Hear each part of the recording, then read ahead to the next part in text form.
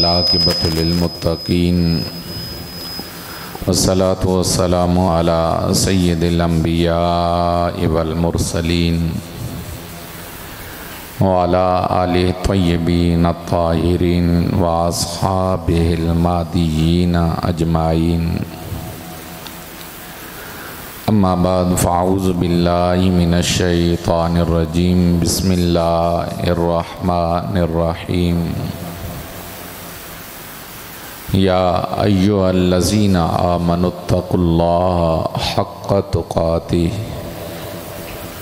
ولا تموتن الا وانتم مسلمون صدق اللہ مولانا العظیم صدق وبلغنا رسولہ النبی الامی الحبیب الکریم ان اللہ وملائکتہ یصلون علی النبی یا ایہا الذین آمنوا صلوا علیہ وسلموا تسلیما اللہم صلی علی سیدنا ومولانا محمد وعلا آل سیدنا ومولانا محمد وبارک وسلم وصلی علیہ۔ تمام احباب درود و سلام میں شامل ہو جائیں، محبت عقیدت احترام کے ساتھ حضور کی بارگاہ میں درود و سلام پیش کر لیجئے۔ الصلاۃ والسلام علیک یا سیدی یا رسول اللہ وعلی آلک واصحابک یا سیدی یا حبیب اللہ۔ الصلاۃ والسلام علیک یا شفیع المذنبین وعلی آلک واصحابک یا رحمۃ للعالمین۔ ذی قدر ذی احترام وارثان محراب و منبر معزز حضرات علماء کرام، قابل تکریم معزز و محتشم ثناخوان مصطفیٰ صلی اللہ علیہ وآلہ وسلم، قابل تکریم معزز برادران اسلام، ہم سب کی آج اللہ رب العالمین کے اس پاک بابرکت مقدس گھر میں یہ حاضری، عزیز محترم برادرم محمد وقاص صاحب کے والد گرامی مرحوم و مغفور جناب محترم مظہر خان بلوچ صاحب کے ایصال ثواب کی محفل ختم چہلم کے سلسلہ میں یہ حاضری ہے۔ اللہ کریم ہم سب کی حاضری کو قبول فرمائے اور پروردگار عالم ہماری اس حاضری کے تصدق میں مرحوم کی بخشش و مغفرت فرمائے۔ اللہ ان کی قبر کو جنت کا باغ بنائے، اپنے محبوب کی نظر کرم نصیب فرمائے۔ احباب گرامی، ہماری یہ محفل دعا ہے۔ ہم اہل سنت مختلف مواقعوں پر جانے والے مرحومین کے لیے اجتماعی دعا کا بندوبست کرتے ہیں، اور یہ ایک حق بات ہے کہ زندہ لوگوں کی دعائیں دنیا سے جانے والوں کو فائدہ دیتی ہیں۔ اللہ رب العالمین نے قرآن کے اندر جو ایمان والوں کا طریقہ کار بیان کیا، وہ طریقہ کار یہی ہے، فرمایا والذین جاؤوا من بعدہم یقولون ربنا اغفر لنا ولاخواننا الذین سبقونا بالایمان۔ فرمایا جو بعد میں آتے ہیں ان کا موقف، ان کا طریقہ یہ نہیں کہ مر گیا مردود، نہ فائدہ نہ درود۔ قرآن کیا کہتا ہے؟ قرآن کا طریقہ کیا بیان کیا گیا ہے؟ قرآن کہتا ہے جو بعد میں آتے ہیں وہ پہلے گزرو ہوئے کو بھولتے نہیں ہیں۔ یقولون، وہ کہتے ہیں ربنا اغفر لنا، الہی ہماری بخشش فرما۔ یہ ایک بڑی عام بات ہے۔ آپ نے اگر رزق مانگنا ہے تو پہلے اللہ سے معافی مانگیں، اولاد مانگنی ہے تو اللہ سے معافی مانگیں، اگر آپ نے دنیا کی کوئی خوشی مانگنی ہے تو اللہ سے معافی مانگیں، کسی اور کے لیے بخشش و مغفرت کی دعا کرنی ہے تو پہلے معافی مانگیں۔ اس کی وجہ یہ ہے دوسری چیزیں آپ تب مانگیں جب آپ مانگنے کے قابل ہو جائیں، اور مانگنے کے قابل آپ تب ہوں گے جب آپ کی بخشش ہو جائے گی۔ اسی لیے اگر آپ قرآن کا طریقہ کار دیکھیں تو ہم جو نماز میں دعا کرتے ہیں نا روزانہ، وہ دعا کیا ہے؟ ربنا اغفر لی ولوالدی، پہلے ہے اپنی بخشش کی دعا، مالک مجھے معاف فرما، میرے ماں باپ کو معاف فرما۔ اسی طرح اللہ نے یہاں بھی بیان فرمایا وہ کہتے ہیں ربنا اغفر لنا، الہی ہمیں معاف فرما۔ یہ صیغے جمع کے ہیں، یقولون جمع کا صیغہ، ربنا جمع کا صیغہ، اغفر لنا جمع کا صیغہ۔ علماء فرماتے ہیں اس کے اندر اجتماعیت کا معنی بھی ہے کہ گویا وہ مومن مل بیٹھ کر اللہ کے حضور عرض کرتے ہیں الہی ہمیں بھی معاف فرما، وَلِإِخْوَانِنَا الَّذِينَ سَبَقُونَا بِالْإِيمَانِ، جو ایمان کی حالت میں ہمارے بھائی گزر چکے ہیں انہیں بھی معاف فرما۔ اہل علم کہتے ہیں جب تو فرش زمین پر بیٹھ کر اپنے مرحومین کے لیے بخشش کی دعا کرتا ہے تو عرش والا پروردگار تیرے مرحومین کی قبروں کو جنت کا باغ بنا دیتا ہے۔ اس لیے یہ دعا صرف اس حد تک بھی محدود نہیں رہنی چاہیے کہ آج کل ہو گیا، آج چلم ہو گیا، آج سالانہ ہو گیا، بس 7 دن فاتحہ خوانی ہو گئی، معاملات چل پڑے، ہو گیا معاملہ۔ جن کی ماں چلی گئی، جن کا باپ چلا گیا، جن کا بھائی چلا گیا، جن کی آنکھوں کا نور چلا گیا، اگر وہ درد دے کر تیرے پیارے تجھے چھوڑ گئے ہیں تو پھر دعاؤں کو 10ویں چہلم اور سالانہ تک محدود نہ رکھ، اور نہ ہی اپنی حاضری کو 10ویں محرم تک محدود رکھ۔ تیرے ہاتھ جب بھی اپنے رب کے حضور اٹھیں، رب کی بارگاہ سے جہاں اپنے لیے مانگ رہا ہے وہاں اپنے والدین کے لیے مانگا کر، پکی دعا میں شامل کر لیں۔ اور میں معذرت سے اکثر ایک بات عرض کرتا ہوں، ہمارے ہاں عموماً سپیشلی دیہاتوں میں یہ طریقہ کار کچھ زیادہ ہے، والدین فوت ہو گئے تو کہتے ہیں استاد جی تشریف لے آوے جی دا دھڑے نہ آ کے ساڑھے گھر نہ تو ساں آ کے دعا خیر رکھنی، اچھی بات ہے۔ امام صاحب کو آپ کہہ رہے ہیں بھلی بات ہے جی بھی دھڑے تو ساں قبر تو جا کے پڑھنا، لیکن میں اتنا کہوں گا میرے بھائی تو یہ کہتا ہے استاد جی تم آ کے دعا کرنا، تو خود دعا کیوں نہیں کرتا؟ وجہ یہ ہے خدا کی قسم اس سارے مجمع کی دعا ایک طرف، اور وقاص جب ٹوٹے ہوئے دل سے کہے گا میرے مالک میرے والد کو معاف کر، تو اس وقاص کی دعا، یہ بات سمجھیں، سارے لوگوں کی دعائیں میں ایک دن حوالات والے، مجھے اب نام نہیں یاد آ رہا کس کا جنازہ، حوالات والے قبرستان میں ایک جنازے میں شریک تھا، پہلی صاحب میں تھا، تو اس لڑکے کا باپ فوت ہوا تھا، معروف تھے محلہ اسلام نگر کے، مجھے اب نہیں یاد آ رہا نام ان کا کیا تھا۔ ابھی جنازہ شروع نہیں ہوا، وہ لڑکا میرے ساتھ کھڑا تھا، جوان ساتھی تھا، شاید پتنی محفل میں بھی موجود ہوں۔ ابھی امام صاحب نے تکبیرات شروع نہیں کی، ابھی تک نیت کا اعلان نہیں کیا، وہ ایسے کھڑا تھا۔ اور یہ چیز پھر میں نے اپنی والدہ کے جنازے پر بھی، اور ہر بیٹا یہی محسوس کرتا ہے، وہ رو رہا تھا، ایسے آنسوؤں کی لڑی تھی کہ اس کے رخساروں سے نیچے گر رہی تھی، اور وہ دھیمی دھیمی آواز میں بول رہا تھا اللہ جی میرے ابو کو معاف کر دو، اللہ جی میرے ابو کی قبر کو روشن کر دو، اللہ جی میرے ابو کی قبر کی منازل کو آسان کر دو۔ خدا کی قسم مجھے سمجھ آ گیا سارے جنازے والوں کی دعا ایک طرف، اس ٹوٹے ہوئے دل کی دعا،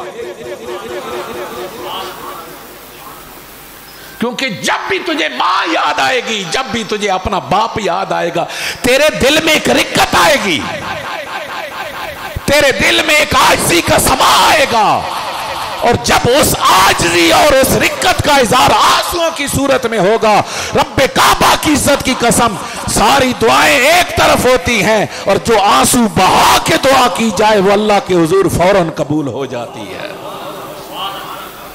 اس لیے خود اہتمام کیا کرو اپنے ماں باپ کے لیے دعاؤں کا، مسلسل اہتمام کر لیا کرو۔ بیٹیاں ہیں، ایک اور بھی رسم ہے، یہ میں اس لیے کہہ رہا ہوں کہ ہم بہت خرافات میں کھو گئے ہیں۔ گھر مرد ہے جی تو عورت کی دعا نہیں ہوتی، عورت فاتحہ خوانی نہیں کر سکتی۔ بھائی کیوں نہیں کر سکتی؟ کیا عورت کا اپنے رب سے کوئی تعلق نہیں؟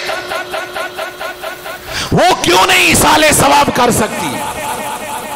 اگر وہ نماز پڑھ رہی ہے، شوہر نماز نہیں پڑھ رہا، اس عورت کو دعا کرنی چاہیے۔ ماں فوت ہو چکی ہے، باپ فوت ہو چکا ہے، سسر فوت ہو چکا ہے، ان کے لیے دعائیں بخشش و مغفرت وہ کر سکتی ہے۔ یہ دعاؤں کا اہتمام گھروں میں بھی کیا کریں، اور اپنی روٹین میں نمازوں کے بعد کیا کریں۔ دعا تو ویسے کوئی ضائع ہونے والی چیز ہے ہی نہیں۔ حضور نے ارشاد فرمایا لیس شیء اکرم علی اللہ تعالی من الدعاء، اللہ کی بارگاہ میں دعا سے بڑھ کر عزت والی کوئی چیز نہیں ہے۔ اب تیرا رب کوئی اتنا بعید نہیں ہے، ہم نے اسے کبھی قریب محسوس نہیں کیا۔ خدا کی قسم ہماری جانیں ہمارے اتنے قریب نہیں ہے جتنا ہمارا رب ہمارے قریب ہے، شاہرگ سے بھی زیادہ قریب۔ وہ خود فرماتا ہے وَإِذَا سَأَلَكَ عِبَادِي عَنِّي فَإِنِّي قَرِيب۔ اے میرے محبوب مکرم صلی اللہ علیہ وآلہ وسلم، یہ لوگ آپ سے میرے بارے میں سوال کرتے ہیں کہ اللہ کہاں ہے؟ میرے محبوب نے بتلا دیجئے میں دور نہیں، فَإِنِّي قَرِيب، میں اپنے بندوں کے قریب ہوں۔ اجیب دعوت الداعی اذا دعان، جب بھی کوئی پکار کرنے والا مجھے پکارے میں پکار کا جواب دیتا ہوں۔ ایک اللہ کا ولی بڑا خوبصورت جملہ فرماتا ہے، فرماتے ہیں لوگوں اللہ اپنے بندے کے قریب ہے، بندے کو اس بات کا احساس نہیں۔ جس دن بندے کو یہ احساس ہو جائے کہ میرا رب میرے قریب ہے، اس دن وہ عام نہیں رہتا، وہ اللہ کا ولی بن جاتا ہے، کیونکہ اسے دکھ آئے وہ گھبراتا نہیں، کیونکہ اس کے من کی آواز آتی ہے کیا ہوا دکھ آ گئے، میرے دکھوں کو دور کرنے والا میرا رب تو میرے قریب ہے۔ جب دنیا کے سہارے ٹوٹ جائیں وہ گھبراتا نہیں، وہ پریشان نہیں ہوتا، اس کے من کی آواز بلند ہوتی ہے دنیا والوں نے تعلق توڑ لیا لیکن میرا اصل سہارا میرا رب تو میرے قریب ہے، وہ رب تیرے قریب ہے۔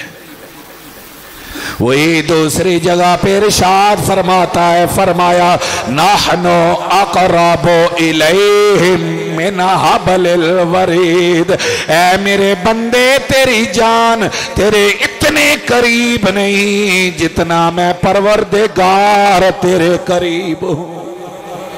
فرمایا میرے محبوب میں اپنے بندوں کے قریب ہوں، جہاں سے کوئی پکارے، کوئی پہاڑوں کے دامن میں جا کے مجھے پکارے، کوئی دریا کے کنارے جا کے مجھے پکارے، کوئی تنہائی میں مجھے پکارے یا محفل میں مجھے پکارے، میں اپنے بندوں کی پکار کو سنتا بھی ہوں، بندوں کی پکار کا جواب بھی دیتا ہوں۔ وہ غافل، اونچی بولو اللہ غافل، صحیح حدیث مبارکہ بلکہ حدیث بخاری، اللہ فرماتا ہے انا عند ظن عبدی، میں اپنے بندے کے گمان کے ساتھ ساتھ ہوتا ہوں. جب وہ مجھے یاد کرتا ہے نا اور اس کے پاس کوئی نہیں ہوتا، میں خدا اس کا ہم مجلس ہو جاتا ہوں. جیسے جیسے پکارتا جاتا ہے، جیسے جیسے گمان کرتا جاتا ہے، میں اپنے بندے کے گمان کے مطابق اس کے ساتھ سلوک کرتا چلا جاتا ہوں. اللہ غافل نہیں. اللہ کی عزت کی قسم میرے بھائیوں، تیرے اندر کی آوازوں کو بھی سننے والا ہے. اس لیے پکارو اپنے رب کو. دکھوں میں گھرے ہو تو پکارو اپنے رب کو. مصیبتوں میں مبتلا ہو تو پکارو اپنے رب کو. ماں باپ چلے گئے ہیں تو پکار کے ان کی بخشش کی دعا کرو. اور میں اکثر ایک بات عرض کرتا ہوں، 10 محرم صرف قبر پہ حاضری کے لیے منتخب نہ کر، گائے بگائے حاضری دیا کر. تو جب ماں کی قبر پر، باپ کی قبر پہ حاضر ہوگا، وہاں جا کے پہلے کہے گا نا السلام علیکم.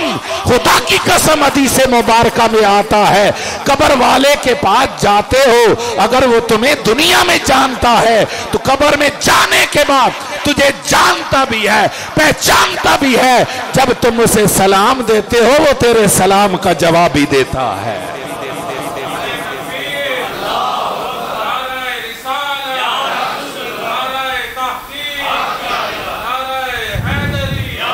ماں تائے خاک ہے، باپ تائے خاک ہے. حاضری دیا کرو اس ذہن کے ساتھ کہ اس قبر کے اندر لیٹا ہوا مجھے، ماں بیمار ہو، باپ بیمار ہو، تو پاس بیٹھے، اس کا من خوش ہوتا ہے کہ نہیں؟ وہ مانوسیت محسوس کرتی ہے یا کہ نہیں؟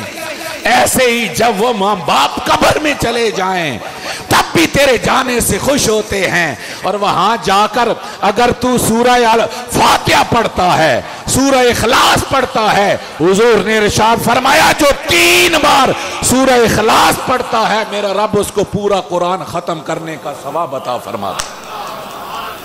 تیرے باپ تیری ماں کی قبر پہ اللہ کی رحمتوں کی نزول ہوگا. اور خدا کی قسم جب بیٹھ کے دعا کرے گا، ادھر تو فرش زمین پر بیٹھ کر ماں اور باپ کی بخشش کی دعا کر رہا ہوگا، ادھر تیرا پروردگار تیرے ماں باپ کی قبر کو جنت کا باغ بنا رہا ہوگا. ان کی قبریں ٹھنڈی ہوں گی. میرا بیٹا آیا ہے، بھول نہ جاؤ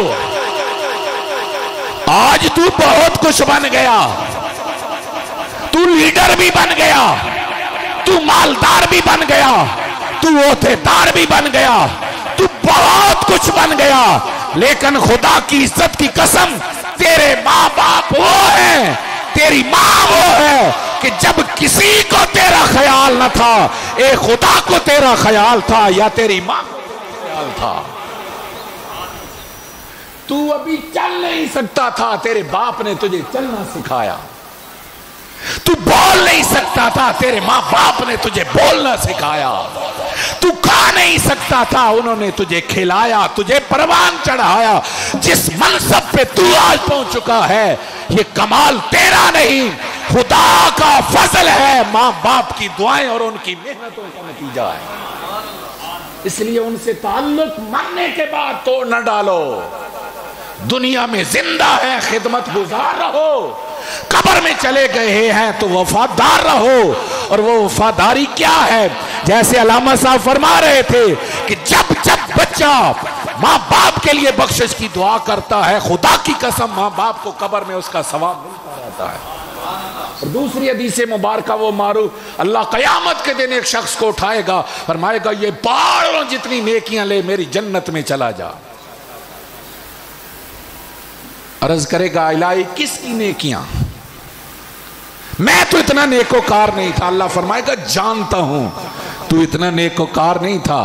ھذا استغفار والدیک لک، یہ تیرے بچے کی تیرے لیے بخشش کی دعا ہے. ایک بات سمجھے یار، ہم سب نے دعا کی، ابھی کریں گے، کر بھی رہے ہیں. مظہر صاحب کے لیے بخشش کی دعا سب کر رہے ہیں، لیکن حدیث میں یہ کیوں آیا استغفار والدیک؟ یہ کیوں نہیں کہا گیا کہ یہ مومنوں کی تیرے لیے بخشش کی دعا ہے؟ یہ وہی اشارہ ہے جو میں شروع سے کہہ رہا ہوں، سب کی دعائیں ہیں، فائدہ بھی دے رہی ہیں، لیکن بچے کی دعا والدین کے حق میں اللہ کے حضور جلدی قبول ہوتی ہے۔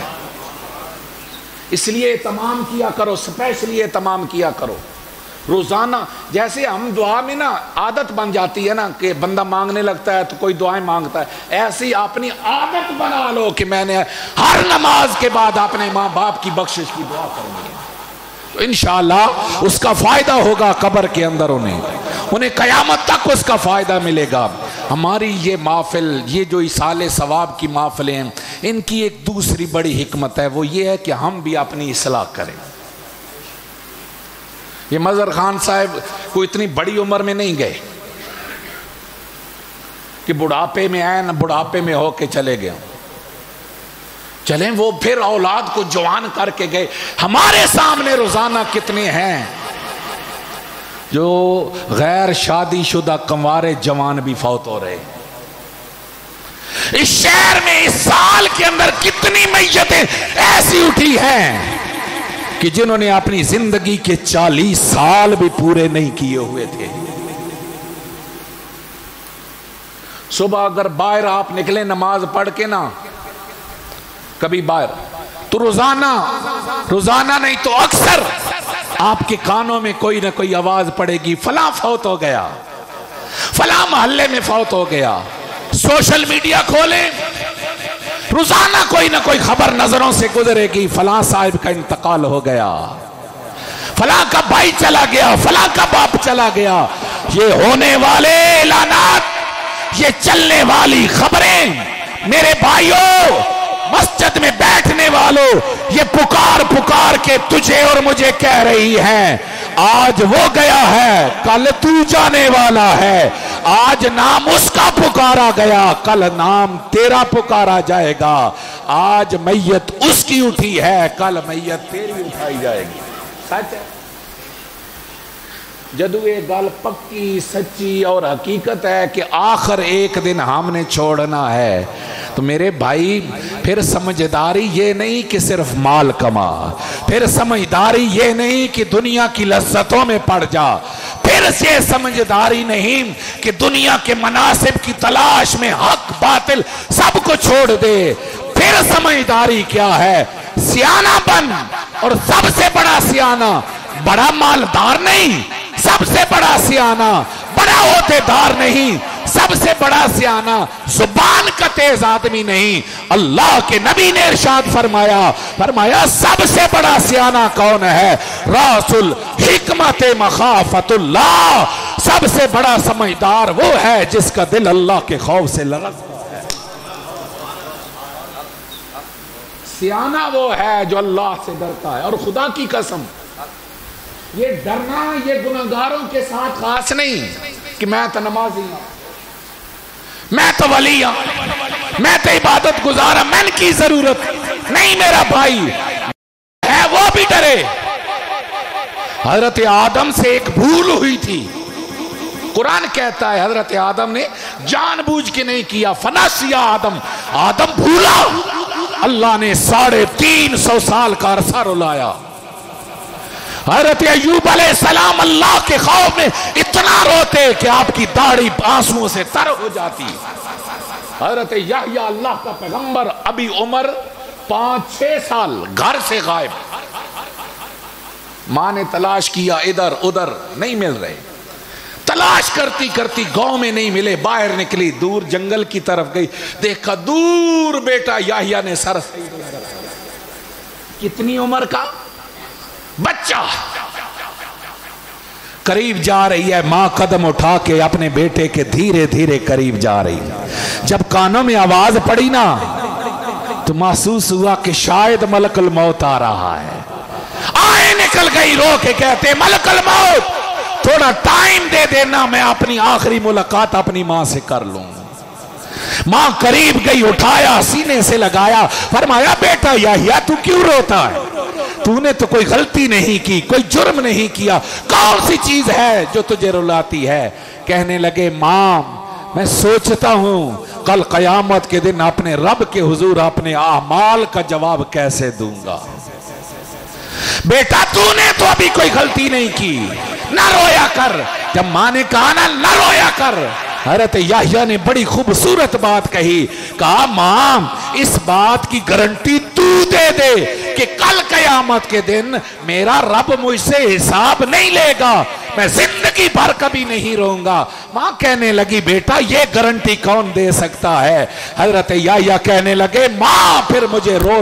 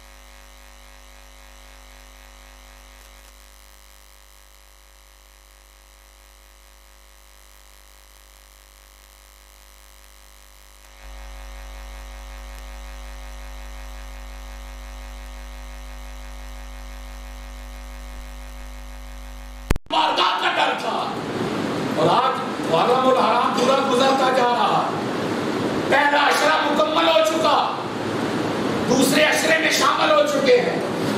آپ نے بے بہا باتیں سنی ہوں گی، بے بہا تذکرے سنے ہوں گے، لیکن ہم نے نہ کبھی یہ بیان کیا نہ کبھی سننے کی کوشش کی کہ خدا کی قسم وہ عزت والی ذاتیں جنہیں خاندان مصطفیٰ کہا جاتا ہے، جنہیں آل بیت مصطفیٰ کہا جاتا ہے، ان کے جس فرد کو دیکھو ہر فرد اللہ کے خوف میں تمہیں رونے نظر آئے گا۔ حضرت سیدہ طیبہ طاہرہ سلام اللہ علیہ،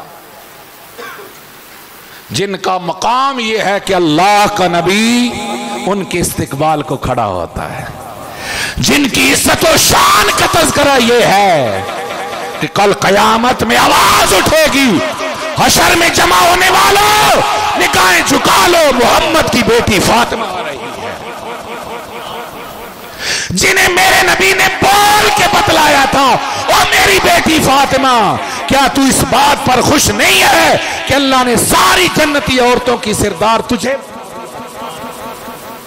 حضور کی زبان اقدس سے جنتی عورتوں کی سردارہ ہونے کی خوشخبری حضرت سیدہ فاطمہ الزہرا کو دنیا میں ملی ہے، لیکن خوف خدا پڑھے سیرت سیدہ، خدا کی قسم پوری رات اللہ کی عبادت میں گزر جاتی اور اللہ کے حضور روتے ہوئے گزر جاتی۔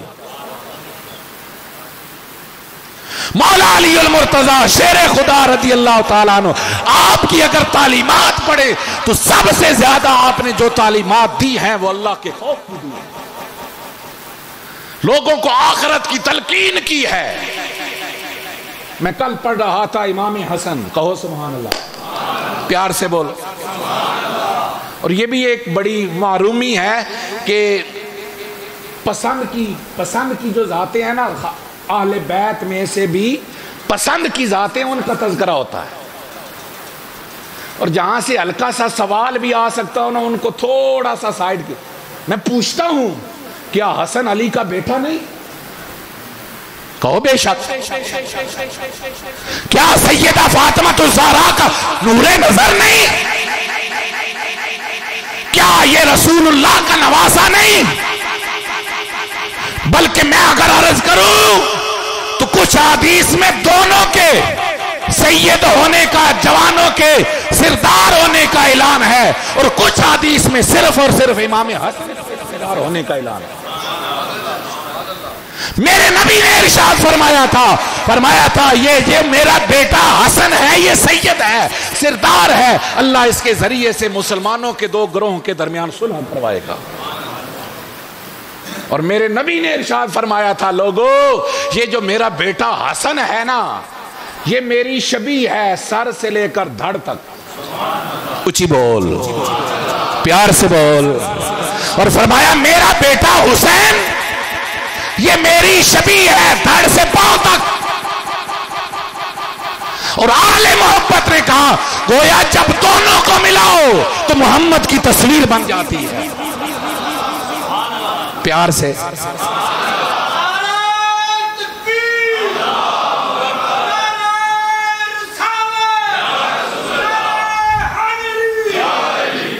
میں اس دوسری طرف. لیکن ایک لذیذ بات ہے, چونکہ ذکر آل بیت کے ایام چل رہے ہیں, ویسے تو ہر حال میں ہونا چاہیے لیکن خصوصیت کے ساتھ محرم میں کیے. ایک مزے کی بات سنیں, یہ حدیث مبارکہ ہم دیگر سبھی بیان کرتے ہیں. حضور نے فرمایا حسن میری شبیہ ہے سر سے دھڑ تک, حسین میری شبیہ ہے دھڑ سے پاؤں تک. فرماتے ہیں کہ معاملہ کچھ یوں ہے, اوپر والے دھڑ میں ہاتھ, اوپر والے دھڑ میں, نیچے والے دھڑ میں پاؤں, اوپر والے دھڑ میں ہاتھ. میرے نبی نے حسن کو اپنی شبیہ قرار دیا. فرمایا جو حسن کا ہاتھ لکھے گا وہ کسی اور کی طرف سے صلح نہیں, وہ محمد ہوگی. اور جو کربلا کی طرف قدم اٹھے گا خبردار کوئی یہ سمجھنے لگ جائے کہ یہ بغاوت کا قدم ہے, حسین کا جو قدم اٹھے گا وہ محمد کا قدم ہوگا.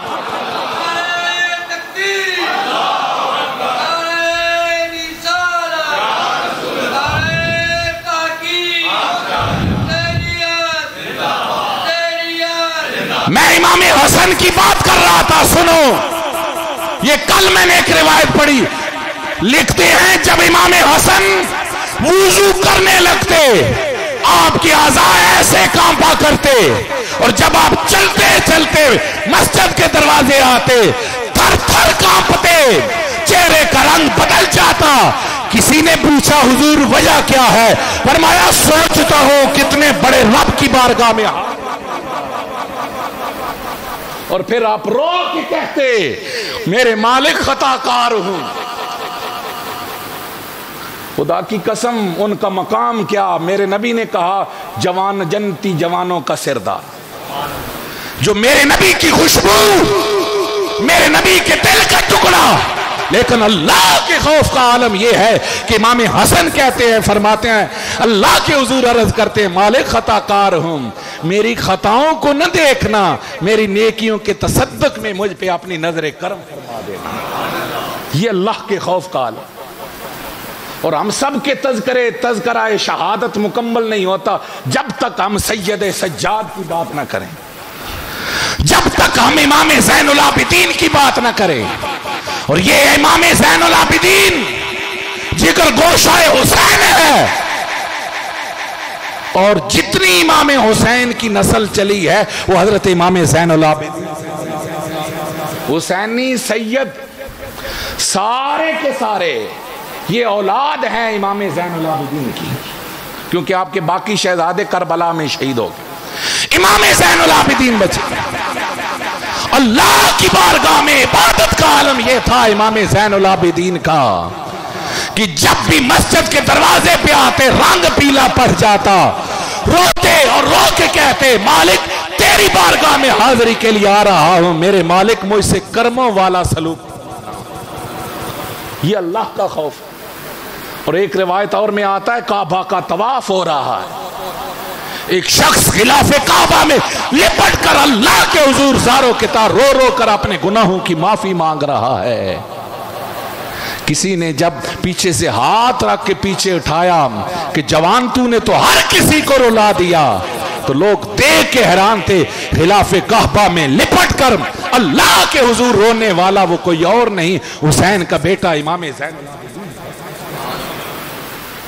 اور جتنے امام ہیں, امام جعفر صادق ہوں, امام باقر ہوں, ان سب کی تعلیمات کو اگر کوئی آپ کو کہے کہ ان سب کی تعلیمات کا خلاصہ ایک جملے میں بیان کرو تو ان سب لوگوں کی، سب اماموں کی تعلیمات کا خلاصہ ایک جملے میں یہ ہے کہ اپنی زندگی اللہ کے خوف میں گزار دو، کیونکہ جسے اللہ کا خوف نصیب ہو گیا وہی سیانہ ہے، وہی دنیا اور آخرت کے اندر کامیاب ہے۔ اب ہمارا حال کیا ہے؟ ہم دنیا کی لذتوں میں اتنے گم کہ ہمیں اپنی آخرت کی فکر نہیں۔ ایک لمحہ کے لیے یہ بھرا مجمع، آپ ڈھیر سارے ہیں میرے سمیت، ہم سب ایک لمحہ کے لیے خیال کریں کیا میں نے اپنی آخرت کی تیاری کی ہوئی ہے؟ اگر من سے آواز آئے نا ہاں جی ہاں میں تہجد گزار ہوں، میں نمازی ہوں، میں نے کبھی کسی کا حق نہیں مارا، کبھی غلطی کوئی نہیں کی، اندر مطمئن ہے، تو میں کہوں گا تیری موت آئے گی تو آواز آئے گی یا ایتھا النفس المطمئنہ ارجعی الی ربک راضیۃ مرضیہ، اے میری یاد سے دل مطمئن کرنے والے آ جا اور اس حال میں آ جا کہ تو مجھ پر راضی، میں پروردگار تجھ پر راضی۔ اور اگر تیاری نہیں، جو کہ ہماری کیا ہے، ہمارے دامن، ہماری نمازیں بھی ٹوٹی پھوٹی، ہمارے اعمال بھی ریاکاری سے خالی نہیں، ہم دکھا کے کچھ دیتے بھی ہیں، روزہ رکھ کے بھی محلے پورے کو بتلاتے ہیں کہ یار آج روزہ بڑا لگ ہوا، نمازیں ہیں تو وہی ناقص، ہمارے تو اعمال ہی ناقص ہیں۔ میرے بھائیوں آؤ تھوڑی تھوڑی تیاری میں لگ جاؤ، کیا خبر کب ہمیں اپنے مالک کی طرف سے بلاوا آ جائے، کون سی رات ہماری قبر کے اندر گزرنے والی ہو، اس لیے تھوڑی تھوڑی محنت کریں۔ یہ کبھی نہ سوچا کریں کہ جی میں ویسے چنگا کم کو نہیں کرنا تو نماز پڑھ کے کیا کرنا، نماز کا ثواب نیکی والے کھاتے میں ہوگا، اور اس کے باوجود اگر خدا نہ خواستہ آپ جھوٹ بولتے ہیں تو جھوٹ کا گناہ لکھا جائے گا، نماز والی نیکی ضائع۔ بہت سارے لوگ داڑھی رکھنے لگتے ہیں تو پہلی بریک تو شیطان کی طرف سے یہ آتی ہے نا جل تم اور چنگا کوئی نہیں کرنا تو داڑھی رکھ کے کی کرنا، نہیں میرا بھائی، داڑھی رکھے گا تو داڑھی کا ثواب لکھا جائے گا، پھر غلطی ہوگی تو وہ گناہ لکھا جائے گا۔ اس لیے اپنی کچھ نہ کچھ بیلنس کرنے کی کوشش کیجئے، نیکیوں کی تعداد بڑھانے کی کوشش کیجئے، اور نیکی آج بہت آسان ہے، وہ ہم پنجابی میں بولتے ہیں نا پھوڑے نال کے شئی نہ کٹھا کرنا، اتنی آسان، کیونکہ تو گلی میں جاتا مسکرا کے کہتا ہے نا السلام علیکم، اللہ تجھے صدقہ کرنے کا ثواب عطا فرماتا ہے، راستے سے تکلیف دہ چیز اٹھا کے سائیڈ پہ رکھتا ہے، اللہ تجھے تب بھی صدقہ کرنے کا ثواب عطا فرماتا ہے۔ تو صرف کلمہ طیبہ پڑھتا ہے لا الہ الا اللہ، ساری کائنات کا وزن ایک طرف، کلمہ طیبہ کا وزن ایک طرف۔ آئیے اپنے اعمال کے اندر نیکیوں کی تعداد کو بڑھائیں، تاکہ جب ہم اللہ کے حضور حاضر ہوں تو پریشانی نہ ہو، اللہ کی طرف سے آواز آئے اللہ تخافوا ولا تحزنوا، کہ اے میرے آنے والے بندے تجھے خوف زدہ ہونے کی ضرورت نہیں، تجھے غم زدہ ہونے کی ضرورت نہیں، فرشتے آ کر مبارک بادیں دے، آنے والے دیکھ جنت تیرا انتظار کر رہی ہے۔ اللہ ہم سب کو نیکیوں کی تعداد بڑھانے کی توفیق عطا فرمائے، اور یہ کوئی اتنا مشکل کام نہیں ہوتا، ہم میں سے اکثر ساتھی بلکہ سارے ہی ہم لوگ ایک دن کا بہت بڑا حصہ فارغ گزارتے ہیں، اس فارغ وقت میں درود پاک پڑھیں، اللہ کا ذکر کریں، کچھ نہ کچھ نیک اعمال کرتے رہا کریں۔ اللہ ہم سب کو عمل کی توفیق عطا فرمائے، اور پروردگار ہماری اس حاضری کے تصدق میں ہمارے بھائی کی بخشش و مغفرت فرمائے، اللہ انہیں قبر کی راحتیں نصیب فرمائے، رسول اللہ کی نظر کرم نصیب فرمائے۔ وآخر دعوانا ان الحمدللہ رب العالمین۔